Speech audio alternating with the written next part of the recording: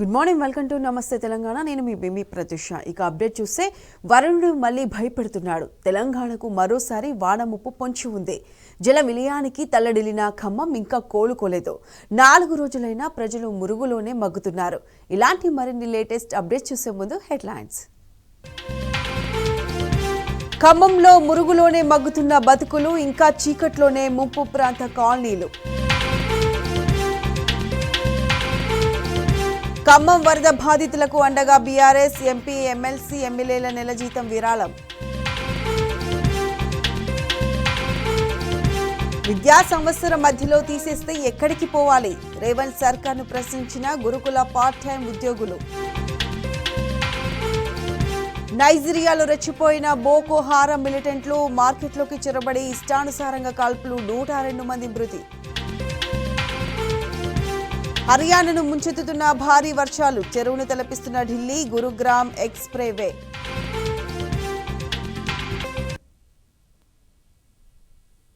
వరుణుడు మళ్లీ భయపెడుతున్నాడు. తెలంగాణకు మరోసారి వాన ముప్పు పొంచి ఉంది.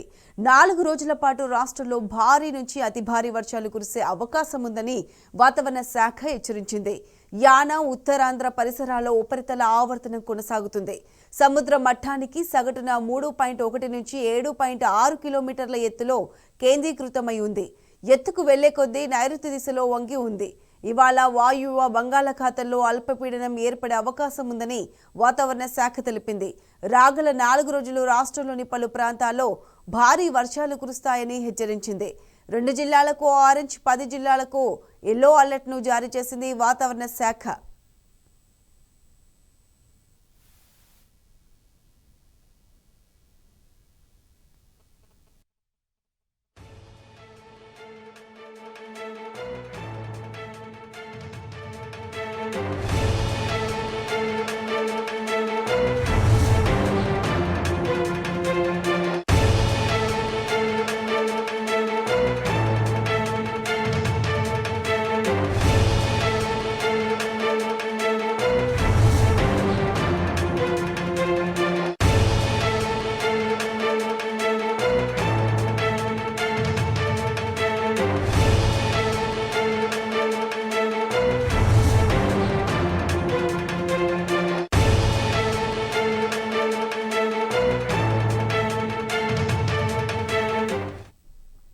వరుణుడు మళ్లీ భయపెడుతున్నాడు. తెలంగాణకు మరోసారి వాన ముప్పు పొంచి ఉంది. దీనికి సంబంధించి పూర్తి అప్డేట్స్ మా ప్రతినిధి వంశీ అందిస్తారు. వంశీ, చెప్పండి, మరో 2-3 రోజుల పాటు భారీ వర్షాలు కురిసే అవకాశం ఉందని వాతావరణ శాఖ వెల్లడించింది. దీనికి సంబంధించి పూర్తి అప్డేట్స్ ఏంటి? మరో 4 రోజుల పాటు తెలంగాణ రాష్ట్రానికి సంబంధించి భారీ నుంచి అతి భారీ వర్షాలు కురిసే అవకాశం ఉన్నట్టు హైదరాబాద్ వాతావరణ కేంద్రం నిన్ననే ప్రకటన చేసినటువంటి పరిస్థితి కూడా మనం చూస్తా ఉన్నాము. ఈ రోజుకి సంబంధించి మరో 24 గంటల పాటు ఆరెంజ్ అలర్ట్ ఇవ్వగా తదుపరి రేపటి నుంచి 3 రోజుల పాటు ఎల్లో అలర్ట్ ని ఇచ్చినటువంటి పరిస్థితి కూడా మనం చూస్తా ఉన్నాం. ప్రధానంగా కోస్తాంధ్ర, దాని పరిసర ప్రాంతాల్లో ఉన్నటువంటి ఉపరితల ఆవర్తనం ప్రభావంతో బంగాళాఖాతంలో అల్పపీడనం ఏర్పడే అవకాశం ఉంది. దీని ప్రభావంతో తెలంగాణ రాష్ట్రంలో భారీ నుంచి అతి భారీ వర్షాలు కురుస్తాయని కూడా వాతావరణ కేంద్రం తెలిపినటువంటి పరిస్థితిగా మనం చూస్తాము. ప్రధానంగా పలు జిల్లాలకు అలర్ట్ ని జారీ చేసినటువంటి పరిస్థితిగా మనం చూస్తా ఉన్నాము. కొమరంభీం, ఆసిఫాబాద్, ఏదైతే ములుగు, భద్రాద్రి కొత్తగూడెం, ఖమ్మం, సూర్యాపేట, మహబూబాబాద్ జిల్లాలకు సంబంధించి భారీ నుంచి అతి భారీ వర్షాలు కురుస్తాయని కూడా వాతావరణ కేంద్రం ముందస్తుగా అలర్ట్ చేసినటువంటి పరిస్థితి కూడా మనం చూస్తా ఉన్నాము. ఇప్పటికే రాష్ట్రంలో కురుస్తున్నటువంటి వర్షాలతో జనజీవనం అస్తవ్యస్తంగా తయారైనటువంటి పరిస్థితి కూడా మనందరికీ కూడా తెలిసిందే. ముందుగా ఒక రకంగా చూస్తే మాత్రం ఏదైతే వరద ప్రభావిత ప్రాంతాలైనటువంటి ఖమ్మం కావచ్చు, మహబూబాబాద్ కి తిరిగి భారీ నుంచి అతి భారీ వర్ష సూచన ఇవ్వడంతో అక్కడ ప్రజలు భయాందోళనకు గురవుతున్నటువంటి పరిస్థితి కూడా మనం చూస్తా ఉన్నాం. ఈ సందర్భంగా రాష్ట్ర ప్రభుత్వం ముందస్తుగా చర్యలు తీసుకోవాల్సిన అవసరం ఉంది. ఎప్పటికప్పుడు వాతావరణ అలర్ట్స్ కి సంబంధించి స్థానిక ప్రజలకు చేరవేసే విధంగా చర్యలు తీసుకోవాల్సిన అవసరం ఎంతైనా ఉంది. ఎందుకంటే గత కొద్ది రోజుల క్రితం వచ్చినటువంటి వరదలకు సంబంధించి కూడా రాష్ట్ర ప్రభుత్వం ప్రజలను అప్రమత్తంగా చేయడంలో విఫలమైనటువంటి పరిస్థితి కూడా మనం చూస్తా ఉన్నాము. పునరావాస కేంద్రాలను ఏర్పాటు చేయడంలో కూడా రాష్ట్ర ప్రభుత్వం విఫలమైనటువంటి పరిస్థితి మనం చూస్తున్నాం. ఎందుకంటే వాతావరణ కేంద్రం ముందస్తుగానే చాలా రోజుల నుంచి అలర్ట్స్ ఇస్తా ఉంటుంది. ఇట్లా భారీ వర్షం చూస్తున్నప్పుడు ఆరెంజ్ అలర్ట్ కావచ్చు, రెడ్ అలర్ట్ ను కూడా ముందస్తుగానే జారీ చేస్తుంది. కాబట్టి రాష్ట్ర ప్రభుత్వం కూడా అప్రమత్తంగా ఉండే ప్రజలకు నిత్యం అందుబాటులో ఉంటూ ఎప్పటికప్పుడు సమాచారం చేరవేస్తూ పునరావాస కేంద్రాలను ఏర్పాటు చేయాల్సిన అవసరం ఎంత ఉంది. ఎందుకంటే ఇప్పటికే రాష్ట్ర వ్యాప్తంగా కూడా ఈ సీజన్ లో 40% పైగా కూడా వర్షపాతం నమోదైందంటే వర్షాలు ఏ స్థాయిలో పడ్డాయనేది కూడా మనం అర్థం చేసుకోవచ్చు. Right Vamshi, thank you.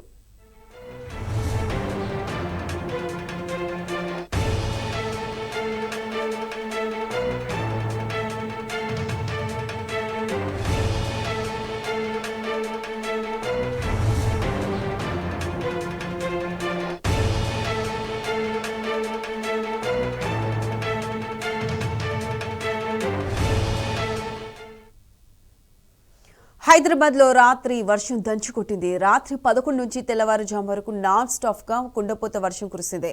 Madhapur, హైటెక్ సిటీ, జూబ్లీహిల్స్, బంజారాహిల్స్, కృష్ణానగర్, యూసుఫ్గూడ, పంజాగుట్ట, అమీర్పేట్, ఎస్ఆర్ నగర్, కోటి, దిల్సుఖ్ నగర్, అబిడ్స్, అత్తాపూర్ తదితర ప్రాంతాల్లో వర్షం పడింది. టోలీ చౌకీ, నానల్ నగర్, మెహందీపట్నం, గోల్కొండ, లంగర్ హౌస్, హకీంపేట్ ప్రాంతాల్లో భారీ వర్షం పడింది. దీంతో సిటీలోని లోతట్టు ప్రాంతాల్లోకి భారీగా వరద నీరు వచ్చి చేరింది. సిటీ రోడ్లన్నీ జలమయమయ్యాయి. దీంతో రహదారులపై భారీగా వరద చేరింది. డ్రైనేజీలు పొంగి పొర్లుతున్నాయి. చాలా చోట్ల ట్రాఫిక్ జామ్ కావడంతో వాహనదారులు అవస్థలు పడ్డారు. మరికొన్ని చోట్ల విద్యుత్ తీవ్ర అంతరాయం ఏర్పడింది.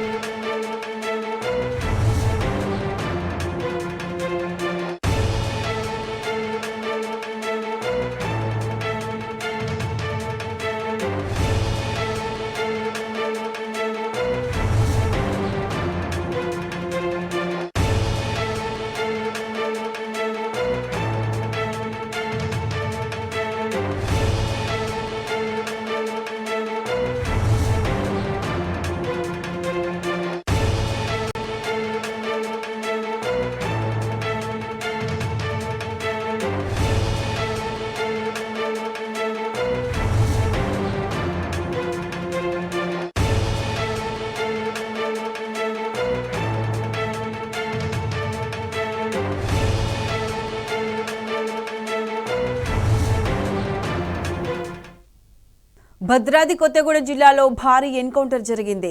గుండాల, కరకగూడెం, ములుగు మండలాల మధ్య గల జెండాగుట్ట అటవీ ప్రాంతాల్లో ఈ ఎన్కౌంటర్ జరిగింది. ఈ ఘటనలో 6 మావోయిస్టులు మృతి చెందగా 2 పోలీసులు గాయపడ్డారు. గాయపడిన పోలీసుల పరిస్థితి సీరియస్ గా ఉండడంతో హుటాహుటిన ఆసుపత్రికి తరలించారు. ఎన్కౌంటర్ జరిగిన ప్రాంతాల్లో పోలీసులు కోంబింగ్ చేపట్టారు.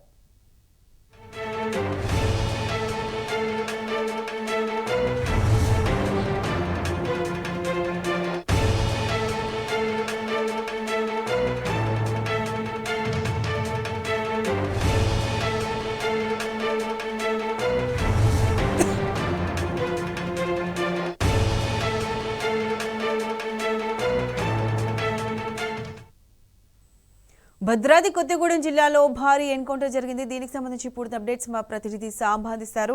సాంబా, ఎన్కౌంటర్ కి సంబంధించి పూర్తి అప్డేట్స్ ఏంటి? ప్రత్యూష, భద్రాద్రి కొత్తగూడెం జిల్లాకు చెందినటువంటి గ్రేహౌండ్స్ దళాలు ఒక భారీ ఎన్కౌంటర్ నిర్వహిస్తున్నాయి. ప్రస్తుతం ఎన్కౌంటర్ కొనసాగుతుంది. గుండాల మండలానికి, అటు ములుగు మండలానికి, ఇటు పక్కన కరకగూడెం మండలానికి సెంటర్ పాయింట్. ఇది ఒక ట్రయాంగిల్ అని చెప్పొచ్చు. 3 మండలాలకు సంబంధించినటువంటి సరిహద్దు ప్రాంతంలో దట్టమైన అటవీ ప్రాంతం ఉంటుంది. జెండాగుట్ట అని అంటారు, సంబోధిస్తుంటారు. ఇక్కడ ఎన్కౌంటర్ జరుగుతుంది. తెలంగాణకు సంబంధించినటువంటి గ్రౌండ్ దళాలు ఈ భారీ ఆపరేషన్ లో పాల్గొంటున్నాయి. ఇప్పటికే మనకున్న సమాచారం ప్రకారం 6 మావోయిస్టులు మృతి చెందారని చెప్తున్నారు. ఇంకా కొంతమంది మావోయిస్టులు ఉన్నారనేటువంటి సమాచారంతో కోంబింగ్ ఆపరేషన్ కొనసాగిస్తున్నారు. ఎన్కౌంటర్ ఎక్స్చేంజ్ ఆఫ్ ఫైర్, ఇద్దరి మధ్యలో కూడా ఫైర్ ఎక్స్చేంజ్ జరుగుతుంది. అంటే 22 పక్షాల నుంచి కూడా ఎదురు కాల్పులు, పరస్పర కాల్పులు జరుగుతున్నట్టుగా మనకు అత్యంత విశ్వసనీయ సమాచారం అందుతుంది. దాంతో పాటు ఈ మొత్తం ఇవాళ ఎన్కౌంటర్ గురైనటువంటి దళాన్ని లచ్చన్న దళం అంటారని కూడా మనకు ఎక్స్క్లూజివ్ సమాచారం ఉంది. లచ్చన్న దళం గత కొంతకాలంగా ఈ గుండాల మండలం, అటు ములుగు, ఇటు కరకగూడెం, ఈ ములుగు సరిహద్దు ప్రాంతాలలో కార్యకలాపాలు నిర్వహిస్తున్నట్టు పోలీసుల దగ్గర పర్ఫెక్ట్ సమాచారం ఉంది. ఎందుకంటే దామర తోగు దగ్గర జరిగినటువంటి ఎన్కౌంటర్ దాదాపు 40 రోజుల క్రితం ఒక ఎన్కౌంటర్ జరిగింది. అప్పుడు ఒక మావోయిస్టు చనిపోయారు.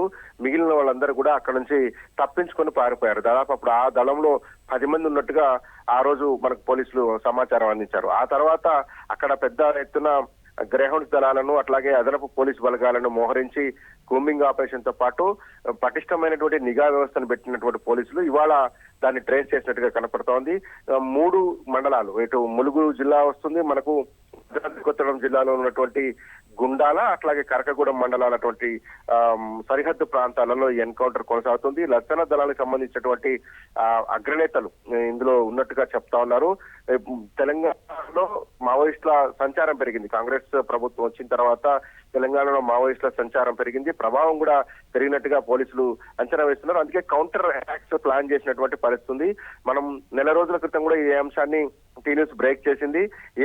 ఏ రోజైనా సరే ఈ గుండాల ములుగు అటవీ ప్రాంతంలో ఒక భారీ ఎన్కౌంటర్ జరిగేటువంటి ఆస్కారం ఉంటుంది. ఎందుకంటే అక్కడ ఛత్తీస్గఢ్ నుంచి ఒక దళం తెలంగాణ వైపు వచ్చింది. ఛత్తీస్గఢ్ లో తీవ్రమైనటువంటి అణచివేత కొనసాగుతున్నటువంటి నేపథ్యంలో షెల్టర్ జోన్ గా వాళ్ళకు తక్షణం ఉన్నటువంటిది ఇటుపక్క మనకు తెలంగాణ ఉంది కాబట్టి మళ్ళీ తెలంగాణ వైపు మావోయిస్టులు చూస్తున్నారని 40-45 రోజుల క్రితం టీ న్యూస్ ఒక ఎక్స్క్లూజివ్ బ్రేకింగ్ నడిపింది. ఇప్పుడు అది నిజమైందని చెప్పుకోవచ్చు. దామరతో ఒక దగ్గర నుంచి పోలీసులు దీన్ని ఛాలెంజింగ్ గా తీసుకున్నారు.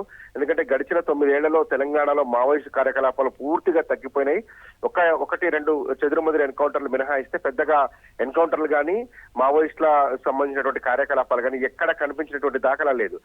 మళ్ళీ లాస్ట్ 7-8 నెలలుగా మావోయిస్టులు తెలంగాణలోకి వస్తున్నారు అనేటువంటిది, విధ్వంసం జరిగేటువంటి ఆస్కారం ఉంటుంది అనేటువంటిది ప్రభుత్వానికి, ఇంటెలిజెన్స్ వర్గాలకి, కౌంటర్ ఇంటెలిజెన్స్ వర్గాలకు ఉన్నటువంటి సమాచారం. ఈ నేపథ్యంలోనే ములుగు జిల్లా కావచ్చు, భద్రాద్రి కొత్తగూడెం జిల్లాలో కావచ్చు పెద్ద ఎత్తున గ్రేహౌండ్ దళాలను మొబిలైజ్ చేసి ఇన్ఫార్మర్ వ్యవస్థను కూడా స్ట్రెంథెన్ చేశారు. ఎక్కడి నుంచి ఎటువైపు వాళ్ళు వస్తున్నారనేటువంటి అంశాన్ని దాన్ని ట్రేస్ చేసి ఒక ఛాలెంజింగ్ టాస్క్ లాగా తీసుకొని గుండాల మండలంలో లాస్ట్ 40 రోజులుగా నిఘా పెట్టి ఎటకెళ్లకు ఆ ట్రేస్ చేయగలిగినట్టుగా మనకు కనపడతా ఉంది.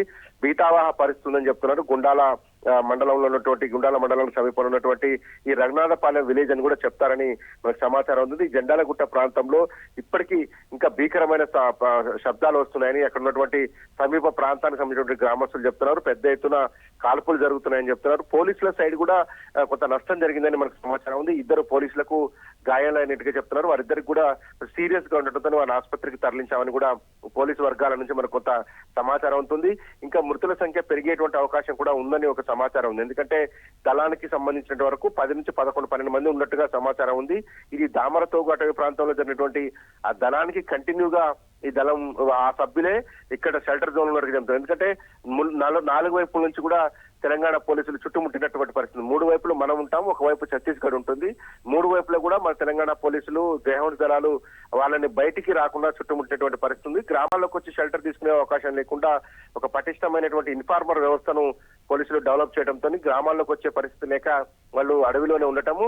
ఇప్పుడు పోలీసుల దళాల కుమ్మికి చిక్కినట్టుగా కూడా సమాచారం ఉంది. 6 అయితే ప్రస్తుతానికి చనిపోయారు. పోలీసులు 2కి గాయాలైనాయి. మరి ఇంకా కొంతసేపటి తర్వాత దానికి సంబంధించిన అప్డేట్ రావచ్చు. ఎందుకంటే పోలీసు వర్గాల నుంచి వస్తున్న సమాచారం ప్రకారం ఇంకా కొంతమంది మావోయిస్టులు ఉన్నారని చెప్తున్నారు. ఇదే ఎన్కౌంటర్ కొనసాగుతుంది కాబట్టి ఇంకా డెత్స్ పెరిగేటువంటి అవకాశం ఉంటుంది. Pratyusha. Right Samba, thank you.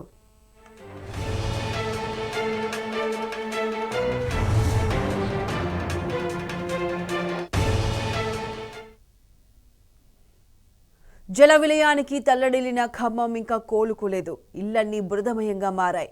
భారీ ఎత్తున ఆస్తి నష్టం సంభవించింది. కట్టుబట్టలతో వరద బాధితులు తీవ్ర దయనీయ పరిస్థితిలో ఉన్నారు. రేవంత్ సర్కార్ 10,000 సాయం ప్రకటించి చేతులు దులుపుకుంది. సహాయక చర్యలు నత్తనడకన సాగుతున్నాయి. జీపు ర్యాలీలో వచ్చి అభివాదాలు చేసిన సీఎం తమ బాధలు వినకుండానే వెళ్లిపోయారని బాధితులు ఆగ్రహం వ్యక్తం చేస్తున్నారు.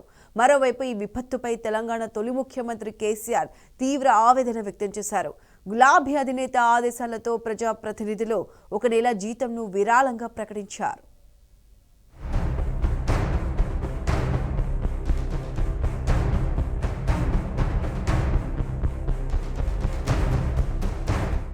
ఖమ్మం జిల్లా మున్నేరు పరివాహక ప్రాంతాల ప్రజలకు ఇంకా వరద కష్టాలు తీరనేలేదు. ప్రధాన వీధుల్లోకి ట్యాంకర్లు వస్తున్నా లోపలి ప్రాంతాల్లోకి కాస్త ఎరుకు సందుల్లోకి వెళ్లడం లేదు. దీంతో ముంపు ప్రాంతాలైన గణేష్ నగర్, మాణిక్యనగర్, బొక్కలగడ్డ, మోతీనగర్ తదితర ప్రాంతాల్లో 4 రోజులైనా బురద బాధ తొలగలేదు. ఇంట్లో వస్తువులన్నీ కొట్టుకుపోయి ఇంటి నిండా బురద పేరుకుపోయినా అంతులేని ఆవేదనను దిగమింగుకుంటూ వరద బాధితులు ఇళ్లను శుభ్రం చేసుకుంటున్నారు. కాలనీలన్నీ చీకట్లోనే మగ్గిపోతున్నాయి. సర్కార్ సహాయక సహకారాలు అందక అనేక ఇబ్బందులు పడుతున్నారు. సీఎం రేవంత్ రెడ్డి ఇస్తామన్న 10,000 సాయం అందనే లేదు. ప్రభుత్వం 10 కేజీల బియ్యం, ఇతర నిత్యావసర సరుకులు అందిస్తున్నా కాంగ్రెస్ నాయకులు వారికి అనుకూలమైన వారికి అందజేస్తున్నట్లు బాధితులు ఆరోపిస్తున్నారు. నష్టపరిహారం అందించేందుకు అధికారులు బాధితుల ఇళ్లకు వెళ్లి వారి బ్యాంకు ఖాతాల వివరాలు సేకరిస్తున్నారు. కొన్ని ప్రాంతాల్లో వైద్య శిబిరాలు ఏర్పాటు చేశారు. బురదతో కూరుకుపోయి మట్టి పట్టిన వాహనాలను వాటి యజమానులు మరమ్మతుల కోసం షెడ్లకు తరలిస్తున్నారు. FBI రోడ్డులో నిలిపి ఉన్న లారీల్లో బురద పట్టడంతో వాటిని అక్కడే నిలిపి మెకానిక్లతో మరమ్మతులు చేస్తున్నారు.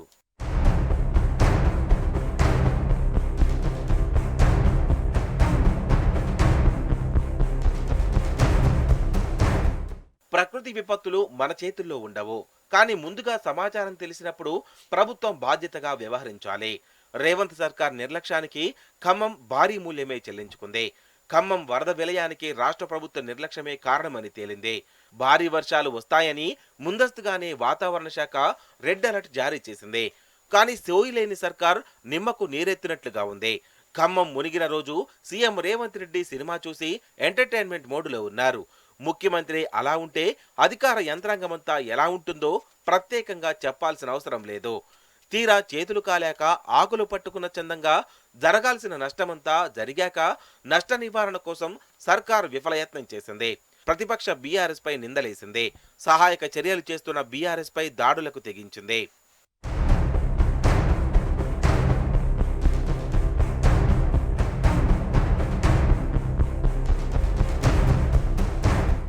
అధికారంలో ఉన్నా ప్రతిపక్షంలో ఉన్నా జనహితమే బీఆర్ఎస్ అభిమతమని చాటి చెబుతోంది.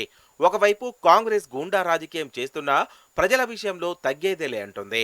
జలవిలయం ఖమ్మంను ముంచెత్తితే గులాబీ దండు భరోసాగా నిలుస్తోంది. వర్షాలను లెక్క చేయకుండా బీఆర్ఎస్ నేతలు వరద ప్రభావిత ప్రాంతాల్లో విస్తృతంగా పర్యటిస్తున్నారు. ప్రజల బాధలను పంచుకుంటున్నారు. బీఆర్ఎస్ అధినేత కేసీఆర్ నిర్ణయంతో పార్టీ ఎమ్మెల్యేలు, ఎంపీలు, ఎమ్మెల్సీలు 1 నెల జీతాన్ని విరాళంగా అందించారు. అటు ఖమ్మం వరద విలయంపై తెలంగాణ తొలి సీఎం కేసీఆర్ తీవ్ర ఆవేదన వ్యక్తం చేశారు. విపత్తుపై ఆయన తీవ్రంగా కలత చెందారని మాజీ మంత్రి హరీష్ రావు తెలిపారు. వరద బాధితులకు అండగా నిలిచేందుకు గులాబీ పార్టీ అధినేత పెద్ద మనసుతో ఆలోచించారని చెప్పారు. అటు సిద్దిపేట నుంచి ఖమ్మంకు లారీల్లో నిత్యావసర సరుకులు పంపిస్తున్నట్లు తెలియజేశారు.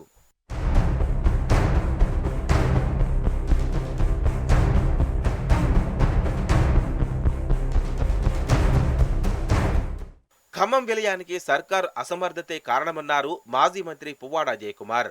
వాతావరణ శాఖ ముందస్తుగా రెడ్ అలర్ట్ జారీ చేసిన మాట నిజం కాదా అని ప్రశ్నించారు. సమాచారం తెలిసిన తర్వాత సర్కారు ముందస్తు చర్యలు ఏమేమి తీసుకుందో చెప్పాలని నిలదీశారు. రేవంత్ రెడ్డి ఒక ఫెయిల్యూర్ సీఎం అని, సర్కారుకు చెడుకాలం వచ్చిందని హెచ్చరించారు. అటు ఖమ్మం వరద బాధితులను ఆదుకునే విషయంలో కాంగ్రెస్ బెదిరింపులకు భయపడేది లేదని పువ్వాడ స్పష్టం చేశారు. ప్రభుత్వ వైఫల్యం బయటపడడంతో సహించలేక దాడులకు దిగుతున్నారని ఆగ్రహం వ్యక్తం చేశారు. విపత్తు సమయంలో వ్యవహరించే పద్ధతి ఇదేనా అని ప్రశ్నించారు. స్వరాష్ట్ర సాధనకు తెగించి కొట్లాడిన బీఆర్ఎస్ ఇటువంటి దాడులకు భయపడబోదని పువ్వాడ చెప్పారు. పైనుంచి వచ్చిన వరదని నువ్వు అంచనా వేయలేక సాటర్డే నాడు ఈవినింగ్ 21 అడుగులండి. 21 అడుగులు ఒక ఇల్లు కూడా మునగదు. కాకపోతే ఏం చేస్తామంటే 18 అడుగుల నుంచి మేము ఆల్రెడీ ఎవిక్షన్ స్టార్ట్ చేస్తాం. ప్రజలందరినీ కూడా సురక్షిత ప్రాంతాలకు తరలిస్తాం. మైకుల్లో అనౌన్స్ చేస్తాం. రెవెన్యూ అధికారులు, ఇరిగేషన్ అధికారులు, మున్సిపల్ అధికారులు అందరూ పోతారు. పోయి వాళ్ళందరినీ కూడా ఎవిక్ట్ చేస్తాం. కాషన్ లేదు, ఒక హెచ్చరిక లేదు, ఒక మైక్ అనౌన్స్మెంట్ లేదు. సండే మార్నింగ్కి వచ్చేటప్పుడు 9 గంటలకి 33 అడుగులకు వచ్చింది. ప్రజలందరూ హలో రామచంద్ర అనుకుంటా అన్నీ వదిలేసి పరుగులు పెట్టి ప్రాణాలు, అది కూడా పగలు 8:30, 9 గంటలకు పొద్దున పూట వచ్చింది కాబట్టి బతికిపోయారు. కానీ అదే రాత్రిపూట వచ్చి ఉంటే మాత్రం కొన్ని వేల మంది ప్రాణాలు కొట్టుకపోయి ఉండేవి.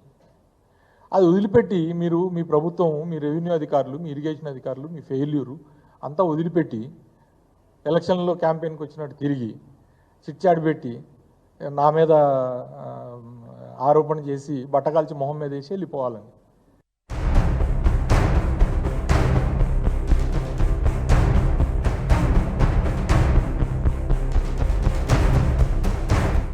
రేవంత్ సర్కార్పై ఖమ్మం ప్రజలు తిరగబడుతున్నారు. ముప్పు ప్రాంతాల ప్రజలు సీఎం పర్యటనపై తీవ్ర ఆగ్రహం వ్యక్తం చేస్తున్నారు. పేరుకే జిల్లా నుంచి 3 మంత్రులు ఉన్నారని, ఏదో ప్రచారానికి వచ్చినట్లు వచ్చి ఊరేగిపోయారని మండిపడుతున్నారు. ఇంతవరకు కాంగ్రెస్ సర్కారు ప్రకటించిన వరద సాయం అందలేదని అంటున్నారు. 4 రోజుల నుంచి చీకట్లో ఆకలితో అలమటిస్తున్నామని బాధితులు ఆవేదన వ్యక్తం చేస్తున్నారు. క్వింటాల కొద్దీ బియ్యం, వస్తువులన్నీ పాడైపోయాయని చెప్తున్నారు. కాంగ్రెస్ నాయకులంతా అయిపోయాక వచ్చి ఫోటోలకు ఫోజులిస్తున్నారే తప్ప కనీసం నీళ్లు ఇచ్చేవాళ్లు కూడా లేరని కన్నీరు పెడుతున్నారు. ఈ వరదలతో కాంగ్రెస్ సర్కార్ అసలు రంగు బయటపడిందని, రాయేదో రత్నమేదో తెలిసొచ్చిందని బాధితులు చెప్తున్నారు. వరదలొస్తాయని కాంగ్రెస్ సర్కార్ చెప్పకపోవడం వల్ల తీవ్రంగా నష్టపోయామని కంటనీరు పెట్టారు. మరోవైపు కేసీఆర్ పాలనలో వరదలొస్తే ప్రజలు అడగక ముందే మానవతా దృక్పథంతో ఆలోచించి ఆర్థిక సాయం, నిత్యావసర సరుకులు అందించారని గుర్తు చేశారు. అప్పట్లో వరదలపై ముందస్తు సమాచారం ఇవ్వడంతో తమ వస్తువులను కాపాడుకున్నామని చెప్పారు. అటువంటి కేసీఆర్ ను కాదనుకుని తప్పు చేశామని బాధితులు వాపోయారు. ప్రాంతంలో చిక్కుకున్న వాళ్ళకి ఏమన్నా జరిగితే ముగ్గురు మంత్రులదే బాధ్యత. వాళ్ళు ఓట్లు అడిగి ఓట్లు వేసి గెలిపించుకున్న మంత్రులందుకు కాదు. ఇప్పుడు ఏమైనా అపాయం జరిగితే, ప్రమాదం జరిగితే ఒక్కరికైనా వాళ్ళని నిలదీస్తాం. ఖచ్చితంగా వాళ్ళు పదవికి రాజీనామా కూడా చేస్తారు. ప్రభుత్వం నుంచి, డిపార్ట్మెంట్ నుంచి ఇంతవరకు మనకు వచ్చింది ఏమీ లేదు. 2 ఆహార పొట్లాలు కూడా పంపించలేదు. అది కూడా మేమే కొనుక్కొచ్చుకున్నాం, మేమే పంపించుకున్నాం. పైగా వాళ్లే మా మీద గొడవ పెట్టుకోవడానికి రెడీగా ఉన్నారనమాట. అది ఇక ఎంతకైనా మేమే 2 డ్రోన్లు ప్రైవేట్గా తెచ్చుకున్నాం. 2 లక్షల రూపాయలు కిరాయి తెచ్చుకొని మేమే పంపించుకుంటున్నాం, మేమే కాపాడుకుంటున్నాం. గవర్నమెంట్, ప్రభుత్వం, police department, revenue, rescue team ఎవ్వరు కూడా ఎటువంటి సాయం చేయట్లేదు.